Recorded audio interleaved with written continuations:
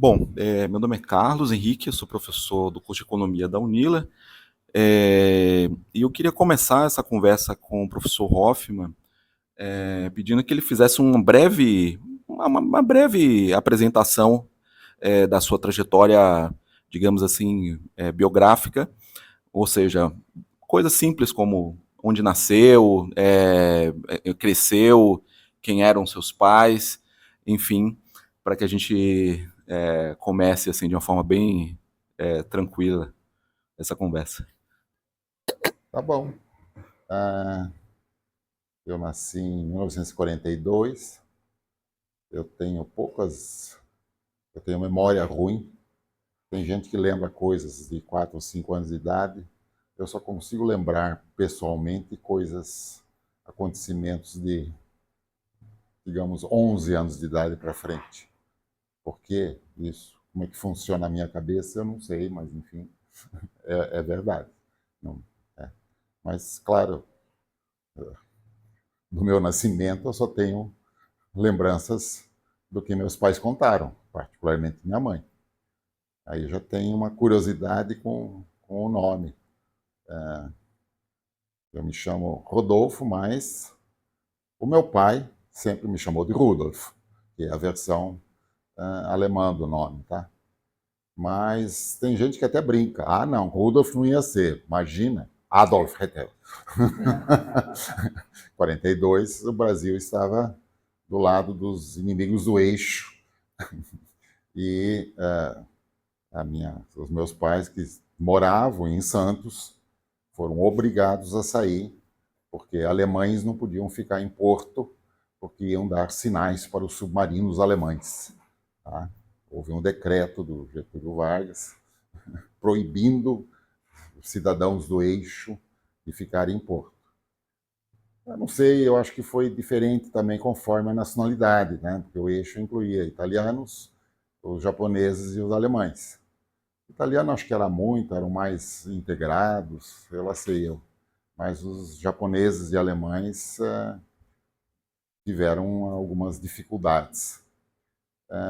Uma coisa curiosa, meus pais nunca reclamaram para os 5 filhos disso. Nunca houve reclamação, porque meu pai, tá, ele era ainda por cima funcionário do Citibank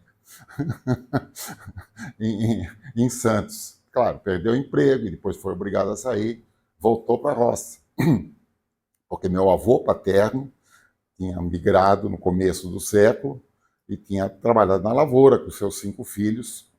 Meu pai foi criado na roça, vamos dizer assim, né? Vamos dizer, puxando enxada. E isso possivelmente. O meu pai depois virou escriturário, mas ele preferia trabalhar na roça. Eu acho que influenciou esse filho dele aqui, que depois foi fazer agronomia, achando que ia trabalhar a vida toda com coisa agrícola. Ilusão total. Isso não aconteceu. Mas, enfim, além do Rudolf, a minha mãe contava que tinham pensado no nome Roberto, mas que foi totalmente cancelado, porque na época, em 1942, alguns interpretavam como um sinal de que os pais eram admiradores do eixo, porque as siglas de Roberto são as iniciais de Roma, Berlim e Tóquio. Roberto. Tá? Eram as capitais do eixo. Então, chamar um filho, um sujeito com cara de alemão, que ainda falava com sotaque, meus pais ainda tinham um pouco de sotaque, tá? Chamar o filho de Roberto podia cair mal. É curioso, essa coisa que eu achei curioso. Sobre os meus pais, bom, assim, eu acho que também só depois de adulto eu percebi como foi um casamento com características especiais. Porque, como é que é? Meu pai, sim, foi criado com os seus 3 irmãos e uma irmã. A irmã depois ficou no sítio e eu ia no sítio durante os períodos de férias. E para mim era o sítio da Tante Luísa. Aí cai no alemão. Era outra que também só me chamava de Rudolf. A minha mãe sempre me chamava, curioso, minha mãe chamada de Rodolfo, meu pai de Rudolf, mas eu me acostumei com isso. Normal. Os outros irmãos têm nomes muito mais alemães, né? Eu tenho um irmão chamado Ulrich, que, né, os brasileiros consideram uma coisa quase impronunciável, e aí chamam ele de Hoffmann. Né? Ele assumiu o sobrenome dos irmãos. A minha irmã Helga, o Bernardo tá, mas enfim, mas meu pai também chamava ele de Bernhard, e não de Bernardo, mas enfim, aí vai. E o caçula Valdo, tá? Esse é menos. Mas eu estava dizendo dos meus pais, o meu pai, filho de camponês alemão, veio para o Brasil, criou os filhos na roça, etc. A minha mãe não, é filha única de um engenheiro. Naquela época, engenheiro, tá? A minha avó materna era filha de um médico. Tá? É outro status social. Mas essa história de que tem status social diferente, eu só aprendi depois de adulto. E que meus pais eram de status sociais diferentes, eu só aprendi depois de adulto. A minha mãe está sendo filha de um engenheiro, neta de um médico, tá? Fez questão que os filhos cursassem, fossem até a universidade. Tá? O meu pai era muito mais prático, tá? Qualquer prático no sentido de que você espera que o filho seja um trabalhador honesto. Pronto, acabou. No que? Não tem importância. Mas, enfim, eu e meus irmãos todos chegamos a ensino universitário. E, novamente, as coisas que eu vivi e depois que adulto eu fui analisar de um ponto de vista socioeconômico. Tá? Eu não tenho dúvida que o meu caso é um caso típico de ascensão social pela educação, pela escolaridade. Se eu comparo o meu status social e o meu nível de renda com o do meu pai, que com esforço, saindo da roça, aprendeu datilografia, tá? Claro, sabia alemão, tá? Aprendeu inglês, aprendeu a escrever bem português e era, vamos dizer, um taquígrafo trilingue, né? Tá? Então, dentro da profissão dele, era altamente especializado, mas enfim, era secretário de uma empresa, tá?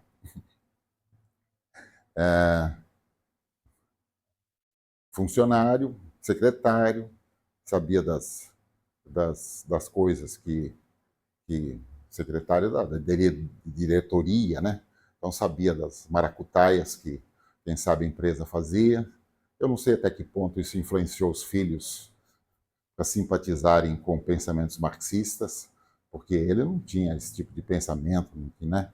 Mas o fato é que a minha irmã Helga, mais velha, quando fez curso, foi já no colegial, ela se tornou uma estudante esquerdista, começou a estudar Marx, provavelmente eu e o irmão seguinte, eu que sou do meio, também fomos influenciados por isso, e eu sei que eu tinha estudado, quando eu fiz curso de economia, no curso de agronomia, eu já sabia bastante coisa de economia marxista, mas marxista, não a neoclássica. Quando eu fui estudar economia neoclássica, né, eu, eu já analisava todos os princípios básicos da economia neoclássica sob a luz crítica do pensamento marxista.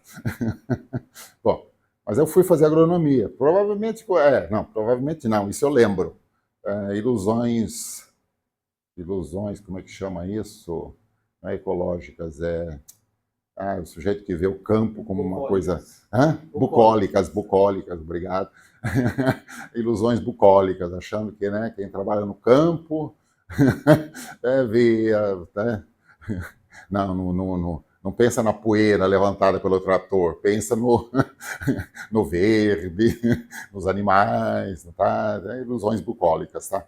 Ilusões bucólicas, eu fui fazer agronomia.